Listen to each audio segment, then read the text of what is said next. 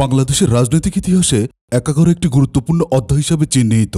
মহিউদ্দিন আহমেদের বই ১১ আমাদের সেই ঘটনার পেছনের প্রেক্ষাপট এবং ঘটনাবলী তুলে ধরে, যেখানে ২০০৭ সালের ১১ই জানুয়ারি একটি অস্থায়ী তত্ত্বাবধায়ক সরকার ক্ষমতা গ্রহণ করে।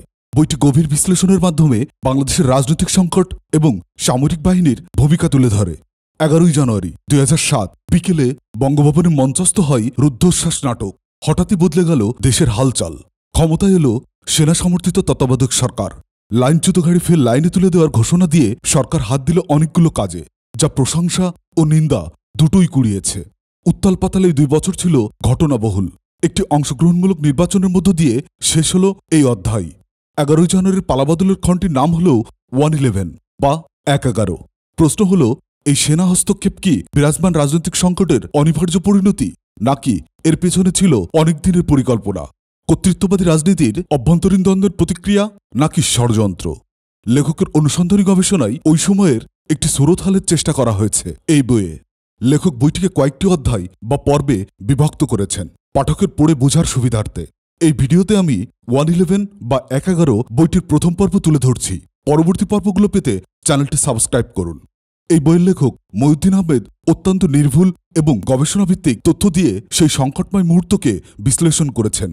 তার লেখার স্টাইল, ঘটনাগুলোর পুনরুপুঙ্খান বিবরণ এবং সেই সময় নেতৃত্বের পিছনের কৌশলগুলো সবকিছুই আপনাকে বাংলাদেশের রাজনৈতিক ইতিহাসের একটি গুরুত্বপূর্ণ অধ্যায় সম্পর্কে গভীরভাবে চিন্তা করতে বাধ্য করবে। এই বইটি কেবল ইতিহাসের তথ্য নয়, বরং আমাদের শেখায় কিভাবে একটি জাতির রাজনীতি এবং নেতৃত্বের গতিপথ বদলে যেতে পারে।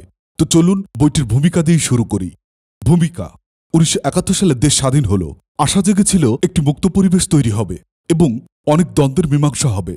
সবাই মিলেমিশে এদেশ গড়ে তুলবেন এবং সবাই সমৃদ্ধ হবেন, এমন একটি স্বপ্ন ছিল সাধারণ মানুষের মনে।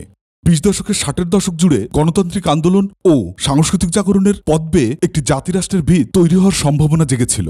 সমাজের সব অংশের মানুষ মুক্তিযুদ্ধের সময় একত্র হয়ে দখলদার বাহিনীর বিরুদ্ধে প্রতিরোধ গড়ে তুলেছিলেন। যুদ্ধ একদিন শেষ হল, কিন্তু ফিকে হতে থাকলো আশা জাগানিয়া সম্ভাবনার আলো। ইংরেজি শব্দভাণ্ডার থেকে ২টি শব্দ ধার নিয়ে স্বপ্নভঙ্গের আলোচনাটি শুরু করা যাক। অর্থশাস্ত্রে বিশুদ্ধ প্রতিযোগিতামূলক বাজারের বিপরীতে অলিগোপলি বা কয়েকটি বড় গোষ্ঠীর দখলদারি কায়েম হতে দেখা যায়। এই গোষ্ঠীগুলো নিজেরা সলাপরামর্শ করে অথবা একে অপরকে দেখে ইচ্ছামতো পণ্যের দরদাম হাঁকায়। ভোক্তা সেখানে নিরুপায়। রাষ্ট্রবিজ্ঞানের অলিগর্কি বা গোষ্ঠীতন্ত্রে উল্লেখ আছে, যেখানে সর্বময় ক্ষমতার অধিকারী ক্ষুদ্র দু একটি বর্গের একচেটিয়া কর্তৃত্ব থাকে। আধুনিক রাষ্ট্র ব্যবস্থায় এবং গণতান্ত্রিক বিধি ব্যবস্থায় একচেটিয়া কারবার কিংবা গোষ্ঠী শাসন সংগতিপূর্ণ এবং গ্রহণযোগ্য নয়। গণতন্ত্রের সাধারণ নাগরিকেরাই মুখ্য এবং মৌল উপাদান। রাষ্ট্রনীতির এই জটিল বিষয়টি রবীন্দ্রনাথ ব্যাখ্যা করেছেন কথামালার একটি গল্প দিয়ে। এক কৃষক কৃষিকর্মের কৌশল সকল বিলক্ষণ অবগত ছিল। সে পুত্রদিগকে ওই সকল কৌশল শিখাইবার নিমিত্তে মৃত্যুর পূর্বক্ষণে বলল, হে পুত্রগণ, আমি এখনে এহুকাল হইতে পরিস্থান করিতেছি। আমার যে কিছু সংস্থান আছে অমুক অমুক ভূমিতে অনুসন্ধান করিলে পাইবে। পুত্রেরা মনে করিল ওই সকল ভূমির অভ্যন্তরে পিতার গুপ্তধন স্থাপিত আছে। কৃষকের মৃত্যুর পর তাহারা গুপ্তধনের লোভে সেই সকল ভূমির অতিশয় খনন করিল। এরূপে যারপরনায় পরিশ্রম করিয়া তাহারা গুপ্তধন কিছুই পাইল না বটে, কিন্তু ওই সকল ভূমির অতিশয় খনন হইতেই সেই বৎসর এত শস্য জমিল যে গুপ্তধন না পাওয়াও তাহারা পরিশ্রমের সম্পূর্ণ ফল পাইল। কথামালা পৃষ্ঠা ৩৮। আমাদের পলিটিক্যাল ক্ষেত্র হইতে কোন গুপ্তধন পাইয়া আমাদের সকল দুঃখ দূর হইবে এরূপ যাহারা প্রত্যাশা করেন তাহারা নিরাশ হইবেন, কিন্তু সকলে একত্রিত মিলিয়া কর্ষণে যে শস্য জন্মাবে তাহাতে পরিশ্রমের সম্পূর্ণ ফল পাওয়া যাইবে। কথামালার একটি গল্প, সাধনা, বৈশাখ ১৩০২। ৭২ সংবিধানে কয়েকটি জনপ্রিয় ও মুখরোচক শব্দ জুড়ে দেওয়া হয়েছিল, যেখানে গণতন্ত্র, সমাজতন্ত্র, ধর্মনিরপেক্ষতা ইত্যাদি। পরে বোঝা গেছে এই শব্দগুলো নিয়ে বিভ্রান্তি ছিল।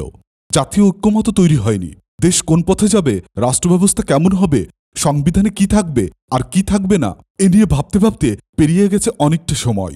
১৯৯১ সালে জাতীয় সংসদ নির্বাচনের মধ্য দিয়ে দেশে দ্বিদলীয় রাজনীতি শুরু হলো, কিন্তু পারস্পরিক অবস্থার জায়গাটি তৈরি হয়নি। ১৯৯০ সালে ৩ জোটের রূপরেখায় গণতন্ত্রের জন্য রাজনৈতিক অঙ্গীকার কাগজের ঘোষণার মধ্যেই সীমাবদ্ধ ছিল। তাদের আচরণ ছিল সম্পূর্ণ উল্টো। দায়িত্বশীলতা ও জবাবদিহিতা না থাকার কারণে সরকার ও বিরোধী দলের মধ্যে দূরত্ব বাড়তে থাকে। সাধারণ মানুষের সমস্যাগুলো পাশ কাটিয়ে সংসদে সদস্যরা শুধু বন্দনা, বর্ষা আর ঝগড়াম্বেরই ব্যস্ত হয়ে পড়েন। সরকারি দল ও বিরোধী দলের মধ্যকার সম্পর্ক সহযোগিতামূলক না হয়ে সংঘাতমূলক হয়ে দাঁড়ায়। রাজনৈতিক সংকটের একটি প্রধান কারণ ছিল বিরোধী দলের সঙ্গে কোনো রকম আলোচনা ছাড়াই সরকারের এককভাবে সিদ্ধান্ত নেওয়ার প্রবণতা এবং বিরোধী দলের বিরোধিতার জন্য বিরোধিতা করা। বিলেত থেকে আমদানি করা ওয়েস্টমিনিস্টার পদ্ধতির ছায়া সরকার এদেশে গড়ে ওঠেনি বা উঠতে দেওয়া হয়নি। ফলে সংসদীয় গণতন্ত্রের ছন্দপতন হয়েছে বারবার। দ্বিদলীয় রাজনীতির প্রথম পর্বটি সুখকর হল না। সন্দেহ, অবিশ্বাস আর আস্থাহীনতার কারণে দলীয় সরকারের অধীনে নির্বাচনও হল না। এরই পরিপ্রেক্ষিতে এলো 1-11 বা 1-11 অর্থাৎ অস্থায়ী তত্ত্বাবধায়ক সরকার ক্ষমতা গ্রহণ করে। প্রথম অধ্যায়, নাগরিক ভাবনা। বাঙালি জাতীয় চরিত্রের বৈশিষ্ট্যই হোক কিংবা দীর্ঘকাল বিজাতীয় শাসকের অধীনে থাকার কারণেই হোক, সামান্য ত্রুটি দেখলে ক্ষোভে ফেটে পড়া এবং অল্প পাওয়ার আনন্দে নেচে ওঠা এদেশের মানুষের একটি সহজাত প্রবণতা। জনজীবন কখনোই সরল রেখায় চলেনি। এখানে অনেক খানাখন্দ, চড়াই উতরাই। সেজন্যই এদেশের রাজনীতির শব্দভাণ্ডারে লড়াই, সংগ্রাম, আন্দোলন চিরস্থায়ী বন্দোবস্ত নিয়েছে। 1971 সালে দেশটি নতুন করে স্বাধীন হওয়ার পর থেকেই সংহতির অভাব স্পষ্ট। সব জায়গায় একটি ভাগ ভাব, মতভিন্নতা এখানে দাঙ্গা তৈরি করে। বিতর্কে তার নিষ্পত্তি হয় না। কিন্তু নতুন এই রাষ্ট্রের প্রথম 2 দশক তো গেল নানান উলটপালটের মধ্য দিয়ে। 1991 সালে দেশ সংসদীয় গণতন্ত্রের ধারাবাহিক যাত্রায় সামিল হল। সেই সঙ্গে শুরু হল দ্বিদলীয় রাজনীতি। দেখা গেল একদলের সরকারের মেয়াদ শেষ করতে না করতেই তার পতনের আন্দোলন শুরু হয়ে যায় বা তাকে টেনে নামানোর চেষ্টা হয়। সুযোগ পেলেই নাগরিকেরা তাদের ভোটশক্তি প্রয়োগ করে গণেশ উল্টে দেন। এখানে ভোটাররাই রাজা, একদিনের জন্য হলেও।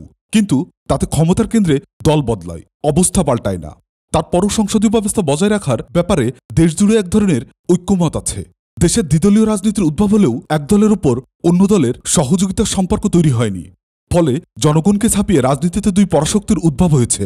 উভয়ই জিততে চায়, কেউ হারতে রাজি নয়। সংসদীয় গণতন্ত্র নির্বাচন হল একটি আবশ্যিক শর্ত। জনপ্রতিনিধি ঠিক করার জন্য এর চেয়ে ভালো পদ্ধতি এখনো আবিষ্কার হয়নি। ক্ষমতার মোহে অন্ধ হয়ে সে নির্বাচন পদ্ধতি নষ্ট করে দিচ্ছে একটি দুষ্ট চক্র, যারা সবসময় ক্ষমতা কবজায় রাখতে চায়। ফলে বিকল্প ব্যবস্থা হিসাবে 1994 সালে এলো নির্দলীয় তত্ত্বাবধায়ক সরকারের ধারণা। এই ধরনের অন্তর্বর্তী সরকারের ব্যবস্থাপনায় 1996 ও 2001 সালে পরপর 2টা নির্বাচন অনুষ্ঠিত হলেও পরাজিত পক্ষ কখনোই ফলাফল মনে প্রাণে মেনে নেননি। এদেশে বিপদে আপদে সংকটে নাগরিক সমাজ সাধ্যমতো ভূমিকা রাখার চেষ্টা করেছে। ভাষা আন্দোলন থেকে শুরু করে 1960-এর দশকের সাংস্কৃতিক জাগরণ এবং 1980-এর দশকে সামরিক শাসন বিরোধী আন্দোলনে নাগরিক সমাজের উল্লেখযোগ্য ভূমিকা দেখা যায়। তার সত্ত্বেও রাজনৈতিক দলগুলোর সঙ্গে নাগরিক সমাজের এক ধরনের আড়াআড়ি সম্পর্ক তৈরি হয়েছে। শুধু এই দেশে নয়, পৃথিবীর অনেক দেশে নাগরিক সংগঠনগুলো দুর্বল। এখানেও রাজনীতিকরণ হয়েছে। কেউ কেউ রাষ্ট্রশক্তির কাছে নিজেকে সহজে বিকিয়ে দেন। এই সুযোগ নিয়ে অনেক রাজনীতিবিদ নাগরিক সমাজের প্রতিনিধিদের হেলাফেলা করেন। নিজ নিজ জায়গা থেকে দেশের জন্য, সমাজের জন্য কাজ করার অনেক সুযোগ থাকা সত্ত্বেও নাগরিক সমাজ তার আরাধ্য কাজটি অনেক সময় করতে পারেননি। নাগরিক সমাজ পৃথিবীর প্রায় সব দেশেই এস্টাবলিশমেন্ট বিরোধী। তারা হলো প্রেসার গ্রুপ কিংবা ওয়াচডগ। এটা অনেক সময় সরকার বুঝতে চায় না। আবার নাগরিক সমাজ কোনো না কোনো সময় বুঝে কিংবা না বুঝে নিজের সীমানা অতিক্রম করতে চায়। নাগরিক সমাজের মোটামুটি গ্রহণযোগ্য সম্মেলনগুলোর মধ্যে আছে বিদ্যাজন বা একাডেমিয়া, ধাতব্য প্রতিষ্ঠান, বেসরকারি প্রতিষ্ঠান, স্বাধীন ট্রেড ইউনিয়ন এবং বিভিন্ন ধরনের সামাজিক আন্দোলন, মানবাধিকার, জেন্ডার, পরিবেশ, শান্তি, উন্নয়ন ইত্যাদি। মোদ্দা কথা হচ্ছে, জনগোষ্ঠীর বিভিন্ন অংশের এইসব সম্মেলন বা সংগঠন রাষ্ট্রশক্তি বা রাষ্ট্র পরিচালনাকারী সরকার বা রাজনৈতিক দলের প্রতিপক্ষ নয়, তাদের পক্ষভূতও নয়। বাংলাদেশের রাজনীতিবিদদের হাতে ঘুরপাক খেলেও তার ভালোমন্দ সবকিছুই দেশের সব নাগরিকের জীবনের উপর প্রভাব ফেলে। তাই দেখা যায় রাজনৈতিক দলগুলোর বাইরে নাগরিকদের নানান ব্যক্তিগত ও যৌথ উদ্যোগ এবং মত প্রকাশের নানান অবলম্বন। এভাবেই দেশে গড়ে উঠেছে অনেক নাগরিক সংগঠন। নাগরিকেরা কিভাবে ভালো থাকবেন এ নিয়ে যেমন তারা কথাবার্তা বলেন, তেমন রাজনীতির নানান বিষয়ে তারা মতামত দিয়ে থাকেন। Centre for policy dialogue, CPD, তেমন একটি নাগরিক সংগঠন। 2001 সালের সংসদ নির্বাচনের আগে সিপিডি 16টি টাস্কফোর্স তৈরি করে বাংলাদেশের উন্নয়নের নীতি নির্ধারণের ক্ষেত্রে নির্দিষ্ট কিছু সুপারিশ তৈরি করেছিল। ওই নির্বাচনে জয় পেয়ে বিএনপি নেতৃত্বে 4 দলীয় জোট সরকার ক্ষমতায় এসেছিল। 2007 সালে অনুষ্ঠানীয় নির্বাচন যখন দরজায় কড়া নাড়ছে, সিপিডি তখন আবার নড়ে চড়ে বসে। 2021 সালে বাংলাদেশ 50 বছরে পা রাখবে। তখন বাংলাদেশের চেহারা কেমন হবে, নাগরিকেরা কেমন বাংলাদেশ প্রত্যাশা করেন, এই ভাবনা থেকে সিপিডি একটি ভিশন বা রূপকল্পের চিন্তা করে। এই চিন্তার থেকে জন্ম নেয় নাগরিক সংলাপের ধারণা। 2006 সালের 20 মার্চ ঢাকার শেরাটন হোটেলে সমাজের বিভিন্ন অংশের নাগরিকদের এক সমাবেশ অনুষ্ঠিত হয়। জাতীয় নাগরিক সংলাপ সিপিডির সঙ্গে হাত মিলিয়ে সহ উদ্যোক্তা হিসাবে জাতীয় দৈনিক প্রথম আলো এবং দ্য ডেইলি স্টার এতে সামিল হয়। সংলাপের আয়োজন করা হয়েছিল 2007 সালের জাতীয় নির্বাচন সামনে রেখে। আসন্ন এই নির্বাচন ঘিরে নাগরিকদের চাওয়া পাওয়া নিয়ে আলোচনায় ছিল মুখ্য উদ্দেশ্য। সেই জন্য এই আয়োজনের শিরোনাম দেওয়া হয় জাতীয় নির্বাচন 2007, জবাবদিহিতামূলক উন্নয়ন প্রচেষ্টার সুশীল সমাজের উদ্যোগ। উদ্যোক্তাদের এই আয়োজনের উদ্দেশ্য নিয়ে কোনো রাগঢাক ছিল না। সিপিডির নির্বাহী পরিচালক দেবপ্রিয় ভট্টাচার্য তার সূচনা বক্তব্যের সংলাপের মূল প্রতিপাদ্য কি তা খোলসা করে বলেন, আমাদের আরেকটি দুঃখজনক অভিজ্ঞতা হচ্ছে নিজের দলের নির্বাচনী ইশতেহারের প্রতি রাজনৈতিক দলগুলোতে সংসদসহ নেতৃবৃন্দের অবহেলা, তাচ্ছিল্যপূর্ণ আচরণ। তাই ইশতেহারগুলোর প্রস্তুতিতে অবদান রাখার পাশাপাশি এই নির্বাচনী ইশতেহারকে রাজনৈতিক দলের সঙ্গে দেশের জনগণের একটি গ্রহণযোগ্য সামাজিক চুক্তি হিসাবে আইনানুগভাবে কিভাবে প্রতিষ্ঠা করা যায় সেদিকে বিশেষ নজর দিতে হবে। বর্তমানে বাংলাদেশের অর্থনীতির অন্তত 40% বিশ্ব অর্থনীতির সাথে যুক্ত। উন্নয়নের ধারণাকে বেগবান করতে হলে বাংলাদেশের অর্থনীতিকে বিশ্ব অর্থনীতির শক্তিশালী অবস্থানের সঙ্গে ফলপ্রসূভাবে সংযুক্ত করতে হবে। উন্নয়নের চলমান বিকৃত ধারার অগ্রাভিমুখী পরিবর্তন আনতে হলে সর্বোপরি প্রয়োজন হবে বিকাশমান আধুনিক খাতগুলোতে নিম্ন আয়ের মানুষের হিস্সা বাড়ানো। তাই প্রয়োজন হবে নতুন সম্পদের প্রান্তিক মানুষগুলোর অধিকার বৃদ্ধির, যাতে করে তার প্রজন্ম থেকে প্রজন্মে আক্রান্ত দারিদ্র্যের দুঃস্বচক্র থেকে মুক্তি পেতে পারে। সেই ত্বরান্বিত ও প্রজ্ঞাসার উন্নয়ন সম্ভাবনার দ্বার উন্মোচনের চাবিকাঠি বর্তমানে অপশাসনের কাছে জিম্মি হয়ে আছে। অর্থনৈতিক ক্ষেত্রে সুশাসন আনতে হলে প্রয়োজন হবে একটি শক্তিশালী প্রতিষ্ঠান কাঠামো, যার কেন্দ্রবিন্দু হবে জনপ্রতিনিধিমূলক স্থানীয় সরকার। এর জন্য আরও প্রয়োজন একটি স্বাধীন বিচার ব্যবস্থা, রাজনৈতিক প্রভাবমুক্ত প্রশাসন, নিরপেক্ষ নির্বাচন কমিশন, সক্ষম দুর্নীতি দমন কমিশন ও প্রভাবশালী মানবাধিকার কমিশন এবং আরও অনেক সৃষ্টিশীল প্রাতিষ্ঠানিক রূপান্তর। কিন্তু অর্থনৈতিক সুশাসনকে শক্তিশালী করে বাংলাদেশকে আগামী 1.5 দশকে একটি মধ্যমায়ের দেশ রূপান্তর করতে হলে সর্বোপরি প্রয়োজন একটি গুরুত্বপূর্ণ রাজনৈতিক বার্তাবরণ। বাংলাদেশের চলমান রাজনৈতিক সংস্কৃতির জনমুখী মৌলিক পরিবর্তন ছাড়া এই উন্নয়ন সম্ভাবনার আতখোলা দরজাকে পুরোপুরিভাবে উন্মুক্ত করা যাবে না। আগামী নির্বাচনে যোগ্য প্রার্থী মনোনয়ন ও নির্বাচনের অভিপ্রায়ে সংশ্লিষ্ট ও প্রাসঙ্গিক প্রতিষ্ঠানগুলোকে আরও জোরালো ও অর্থপূর্ণ ভূমিকা পালন করতে হবে। আর সেই লক্ষ্যে আমরা সম্মিলিতভাবে কাজ করব। আমরা সবাই বুঝি যে এই উদ্যোগ কোনো একক নির্বাচনে সীমাবদ্ধ থাকার বিষয় নয়, কিন্তু আগামী নির্বাচনের মধ্য দিয়ে আমরা একটি সূচনা করতে চাই এবং এই প্রচেষ্টা থেকে কিছু সুফল প্রত্যাশা করি। কেউ যদি মনে করেন ভিনদেশিরা অথবা অন্য কোনো শক্তি আমাদের দেশের বিকাশমান পরিস্থিতির উপর শান্তি ও শৃঙ্খলা আরোপ করে তাকে সামাল দেবে, তবে সেটা হবে সবচেয়ে বড় বাতুলতা। তাই জোর দিয়ে বলা দরকার, বাংলাদেশের উন্নয়ন সম্ভাবনাকে বাস্তব রূপে দেবার জন্য নির্বাচিত প্রতিনিধিশীল গণতন্ত্র শাসনের কোনো বিকল্প নেই।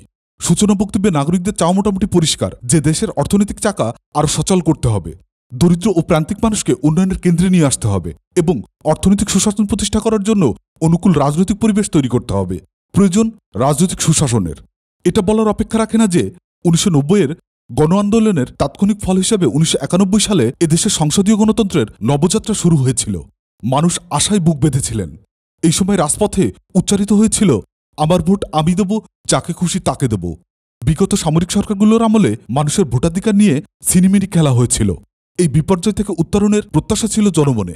সমাজের সংঘাত বেড়েছে, স্বস্তি আসেনি, আশাভঙ্গ হয়েছে মানুষের। সংলাপের সহ আয়োজক প্রথম আলোর সম্পাদক মতিউর রহমান সমাবেশে বক্তব্য দিতে গিয়ে বলেন, আজ গণতন্ত্রের সাথে অগণতান্ত্রিক শক্তির, অসাম্প্রদায়িকতার সাথে সাম্প্রদায়িকতার, সুস্থ গণতন্ত্রের রাজনীতির সঙ্গে সংঘাতময় রাজনীতির, শুভর সঙ্গে অশুভর দ্বন্দ্ব প্রকট হয়ে দেখা দিয়েছে। দীর্ঘ সামরিক শাসনের পর 1991 সাল থেকে বিএনপি, আওয়ামী লীগ এবং বিএনপি পরপর 3টি নির্বাচিত সরকার আমাদেরকে এই গভীর সংকটের মধ্য দিয়ে নিয়ে গেছে। যে দল বিজয়ী হয়েছে তারা রাষ্ট্রীয় সব প্রতিষ্ঠান ও তহবিলের উপর একাধিপত্য বিস্তার করেছে। সংসদে কোনো জাতীয় গুরুত্বপূর্ণ বিষয়ে নীতিগত আলোচনা হয়নি। এভাবেই সংসদ অকার্যকর হয়ে আছে। এই ব্যাপারে দেশের দুই প্রধান দল বিএনপি আর আওয়ামী লীগের ভূমিকা প্রায় অভিন্ন। পরবর্তী নির্বাচনের মধ্য দিয়ে দেশে যে দল ক্ষমতায় আসুক না কেন, তার জন্য একটি নীতি দায়বদ্ধতা তৈরির উদ্যোগ নেওয়ার আহ্বান জানিয়ে মতিউর রহমান বলেন, এখানে নাগরিক সমাজের বলিষ্ঠ ভূমিকা পালনের সুযোগ ও প্রয়োজন রয়েছে। বাংলাদেশের গণতান্ত্রিক বিকাশ ও উন্নয়নের জন্য তিনি 1923 সালের দাপ্তরিক গোপনীয় আইন বাতিল করে অবাধ তথ্যপ্রবাহের আইন প্রতিষ্ঠার দাবি জানান। অপর সহ আয়োজক দ্য ডেইলি স্টারের সম্পাদক মাহফুজা নাম বিরাজমান পরিস্থিতিতে নাগরিক সমাজের দায়ী দায়িত্বের কথা উল্লেখ করে বলেন, সুশীল সমাজ অতি সাবধানতা রোগে ভুগছেন। এই জন্যই তারা নিষ্ক্রিয় ও চুপ করে বসে আছে। তাদের উচিত নিজেদের অবস্থান থেকে জোর দিয়ে বলা কোনটা ন্যায় আর কোনটা অন্যায়। সরকারের যত গণতন্ত্র কি হোক না কেন, সে চায় একটি নির্বাক জনগোষ্ঠী। এই জন্য প্রতিনিয়ত ব্যক্তি, সমষ্টিগত ও জাতিগত অধিকার প্রতিষ্ঠা করতে হবে। Internal vigilance is the prime of liberty. সেজন্য সুশীল সমাজকে আরও বেশি সাহসের সাথে পরিস্থিতি মোকাবেলা করতে হবে। আজ এই পর্যন্ত। খুব দ্রুতই এই বইয়ের পরবর্তী পর্ব পেতে ভিডিওটি লাইক করে চ্যানেলটি সাবস্ক্রাইব করে রাখুন। আর অবশ্যই কমেন্ট বক্সে আপনার মূল্যবান মন্তব্য করতে ভুলবেন না আশা করি। ভালো থাকবেন।